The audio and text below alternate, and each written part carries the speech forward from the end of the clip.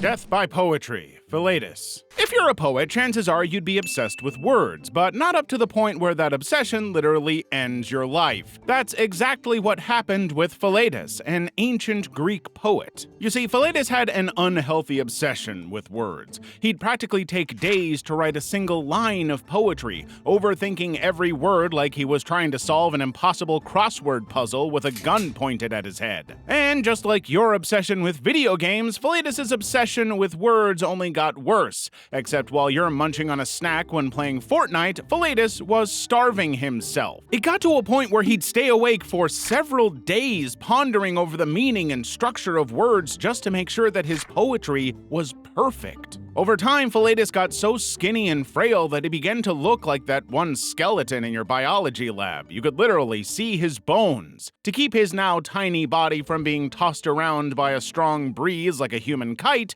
he had to wear heavy sandals made out of lead. His obsession with words later drove him mad, and this time he never bothered to taste either food or drink. And just like that, he withered away from starvation and dehydration, all the while still obsessed with writing the perfect poem. Talk about a poetic end for a poet. Drowned in a toilet. Duke Jing of Jin. So, picture this. It's a bright early morning in ancient China, and Duke Jing of Jin has just summoned a shaman to his palace to interpret a nightmare he had last night. Instead of going soft on the interpretation, the shaman drops a bombshell. He tells the Duke he won't live to eat the harvest of the new wheat in August. August rolls around, and lo and behold, the Duke is still alive and kicking. Feeling cockier than a rooster in a hen house, he summons the shaman and shows him the wheat. Then, faster than you can say, "I told you so," he executes the poor guy for making a lousy prediction. Looks like someone's crystal ball needs a serious upgrade. But just as the Duke settles down to eat his "I'm not dead" celebratory meal,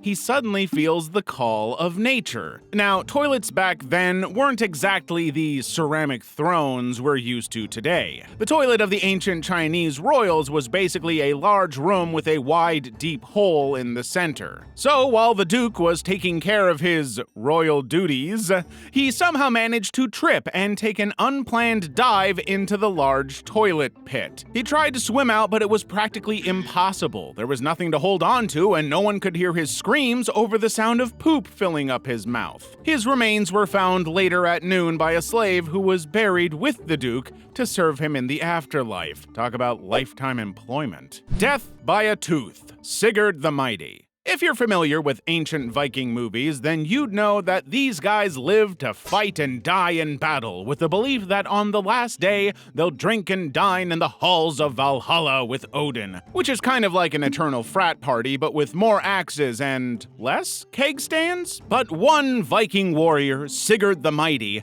met his end in a way that would probably not only bar him from Valhalla, but also make him the laughingstock of the afterlife waiting room. It all started back in 892 AD, after Sigurd the Mighty fought in a fierce battle against Mael Brigte, a local ruler. Sigurd defeated Mael and had his head cut off and strapped to his own horse as proof of his epic win. As Sigurd and his men rode back home triumphantly, the jostling horse turned Mael's severed head into a grotesque bobblehead, causing a tooth to scratch Sigurd's leg. He ignored the paper-sized cut because he'd sustained serious injuries from battle, so what's the scratch from the tooth of a dead head to worry about, right? Well, turns out there's a lot to worry about. That small, harmless cut got infected, and the infection spread all over his body like gossip in a small town, and Sigurd the Mighty died from the infection. Death by a turkey. Samuel Spencer. On the afternoon of March 20th, 1793, Samuel Spencer was doing what any 59-year-old retired military officer would be doing, dozing away on his porch at his home in North Carolina. Talk about living the American dream, or in this case, the American snooze. He had worn a red cap before he dozed off, so he still had it on. However, as Spencer dozed, his head kept bobbing around like a bobblehead on a bumpy road,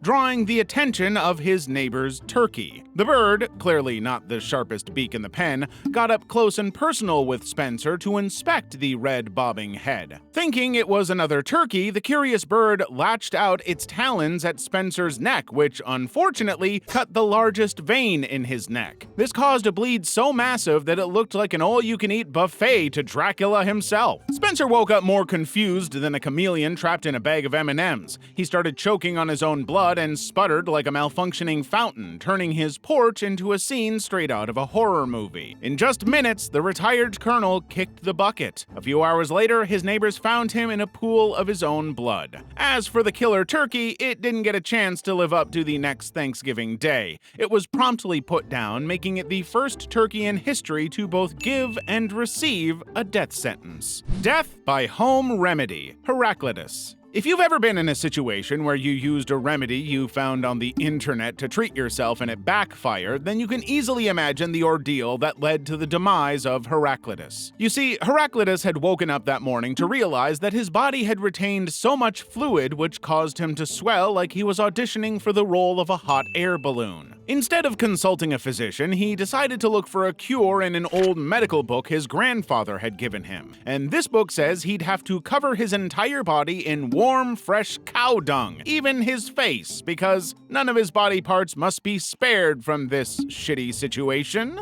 Afterward, he'd lay down in the sun for a while. Heraclitus had followed everything in the book, but while he was marinating in cow poop, a pack of very hungry local dogs caught a whiff of the poop and traced the smell back to him. Thinking they had stumbled upon the buffet of the century, the dogs hungrily dug their sharp teeth into the poop-covered flesh of Heraclitus. He tried to fight them off, but was no match for the hungry canines who were determined to finish their meal. They attacked him brutally, biting off huge chunks of flesh and poop away from his body. Some passerby later came to his rescue, but it was already too late. Heraclitus had succumbed to his injuries. Frozen chicken experiment gone wrong. Sir Francis Bacon. When you've just made a discovery, like finally figuring out how to operate a dishwasher, the excitement can be out of this world. But for Sir Francis Bacon, his excitement over discovering that ice can preserve meat literally took him out of this world. Sir Francis Bacon was an English philosopher and scientist in the early 17th century. His light bulb moment sparked one night in April 1626 during a snowstorm that made Elsa from Frozen look like a summer intern. On that fateful night, Bacon and his friend were riding together in a horse-drawn carriage through the streets of London, talking about the best methods to preserve food. However, Bacon suddenly got inspired by all the snow around them and proposed that ice might be used to keep meat fresh. He was so excited by this idea that he decided to experiment right away, not knowing he was about to turn into a human popsicle. So he had the carriage drive them to a nearby farm where he bought a chicken, had it gutted, and began stuffing the carcass with snow. Bacon was so focused on turning the chicken into a scientific marvel that he didn't notice he was freezing faster than the bird. He stayed out there in the cold playing with his frosty fowl for so long that he caught pneumonia, and just 2 days later, he became the first person to freeze, in the name of science. Death by molten gold. Marcus Licinius Crassus. Now, if Marcus Licinius Crassus, a filthy rich Roman general from 53 BC,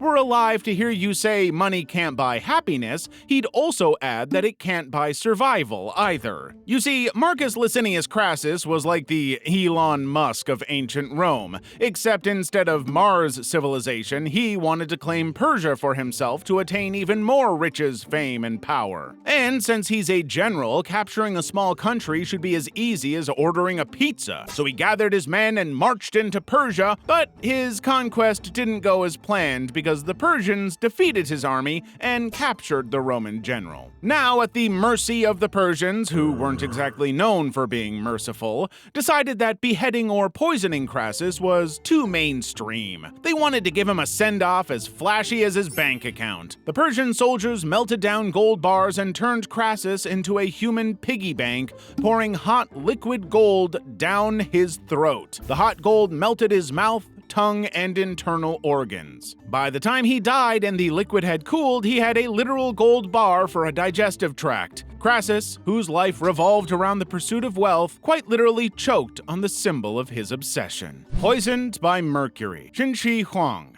So you know how people say an apple a day keeps the doctor away? Well, for Qin Huang, that statement would be 1 mercury pill a day grants me eternal life. Spoiler alert. It didn't. Qin Huang was the first emperor of China, and because of his achievements, which included building the Great Wall of China, he began to have second thoughts about dying. So he did what any wealthy, powerful emperor would do: find a way to live forever. So he hired the smartest alchemists that money could buy, put them in his palace, and provided them with all the resources they needed to brew an elixir of life that would grant him immortality. It was like Breaking Bad, but with less meth and more mercury. Now, these sneaky alchemists knew that it was practically impossible for anyone to gain immortality, but they got to work nonetheless, because who dared tell the emperor the truth and risk losing their head? Well, no one. Instead, they took mercury, mixed it with some other weird stuff, and somehow they convinced the emperor to munch on this toxic treat daily to become immortal. Now, for those of you who don't know, ingesting mercury is like drinking a glass of potent poison. It has enough toxicity to damage your kidneys, nervous system, lungs, and brain. Of course, the emperor suffered from all the lovely effects of mercury poisoning. He died at just 49 years old with enough mercury in his system to fill 100 thermometers. Choked on a pear, Tiberius Claudius Drusus. If you've tossed a popcorn up in the air and caught it in your open mouth before chewing, you've got a pretty good idea of how Tiberius Claudius Drusus managed to turn a simple pear into his final nemesis. On that fateful day, Tiberius was supposed to have his sword training practice, but his trainer was running a bit late,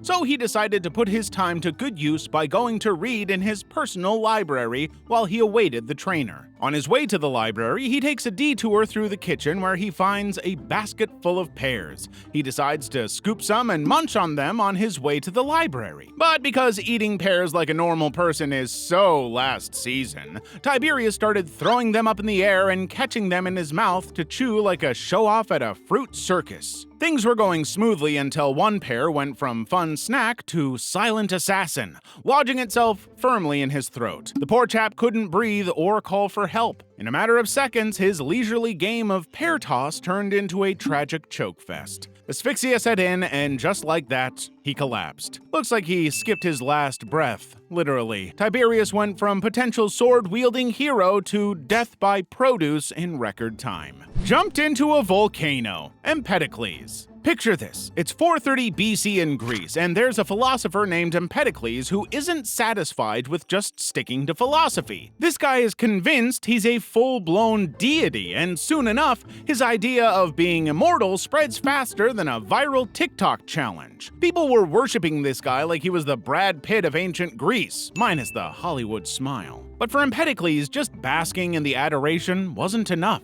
He decides to take his god complex to new heights, literally. His brilliant plan to prove his immortality is by hurling himself into an active volcano and then just strolling out like he's taking a dip in a hot tub. So he gathers his followers and went up to Mount Etna, an active volcano in Sicily, so that they could witness him demonstrate his divinity. After a struggle that could rival any gym session, he finally made it to the top of the mountain and then plunged into the hot, boiling lava below. He probably realized his mistake a few seconds too late as he was engulfed in the fiery inferno that turned him into a marshmallow that had been left in the campfire for way too long. The only survivor of this volcanic adventure was his bronze sandal, which the volcano spat out like it was rejecting a bad taste. Empedocles' followers waited hours for him to emerge from the fiery pit, but then they saw his sandal. That's when they realized that they'd been fooled all along. They went home disappointed, probably feeling like they've been stood up at the world's hottest date. Trapped by a tree, Milo of Croton. If you've ever seen a rat caught in a trap wriggling around like it just found out the cheese was fake, you can picture how Milo of Croton met his untimely end. Except Milo wasn't caught in a man-made trap, but a morbid one made by Mother Nature. Milo was basically a bodybuilder with biceps so big they probably had their own zip code. One sunny afternoon while strolling through the forest, Milo stumbled upon a tree stump that looked like it had been chopped down by someone with a serious grudge. Instead of going his way, Milo took this half-chopped tree as a personal challenge and proceeded to finish the job by splitting it in half with his bare hands. So with all the confidence, he managed to wedge his hands into a crack in the tree and pull with all his might. But nature had other plans. The tree snapped back like it was auditioning for America's Got Talent, and suddenly Milo's hands were trapped. After several hours of wrestling with the stubborn stump, Milo finally exhausted himself and dozed off on the spot. But when he woke up, it wasn't to the sound of applause, it was the growl of a pack of hungry, bloodthirsty wolves, probably thinking they just found the world's largest protein bar. With Milo still stuck to the tree, he looked like the ultimate snack. The wolves pounced, turning his last moments into a real-life horror movie.